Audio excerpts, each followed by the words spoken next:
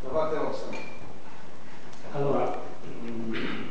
noi siamo in questa situazione,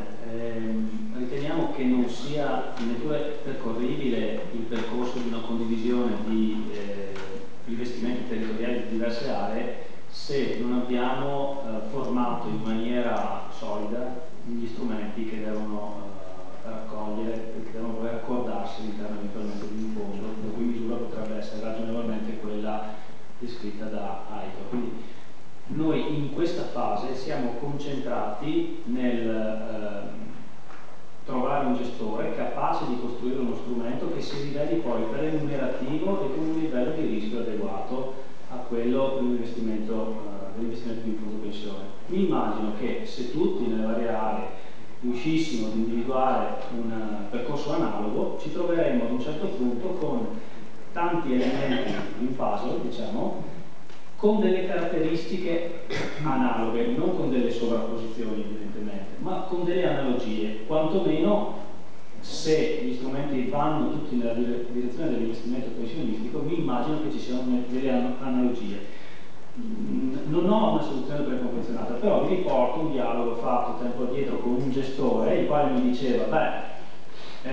se io sapessi che nel territorio dell'Europa esistono diverse entità le quali hanno delle potenzialità migliori rispetto ai prodotti standard che vengono commercializzati, io sono disposto ad andarle a ricercare, a raccogliere in un prodotto che sono anche disposto a vendere alla mia clientela retail, oppure sono disposto a proporlo ai miei clienti istituzionali. A questo punto i clienti istituzionali potrebbero valutare una decisione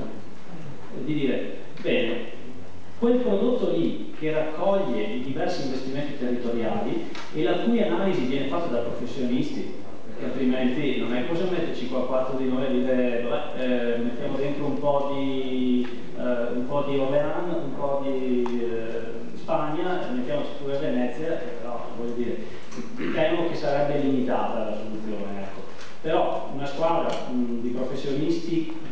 gestori, che raccoglie questi elementi, trovo che, se li ritiene remunerativi, potrebbe proporre alla platea degli investitori istituzionali e non, e quindi a questo punto potremmo aver superato per un altro percorso, attraverso un altro percorso, la problematica. Ora, io non so se questa è la soluzione, ma non è venuta da me, mi è stata prospettata, quindi immagino che qualcuno stia facendo girare le rotelline su questo tema, anche mentre lo stiamo facendo noi.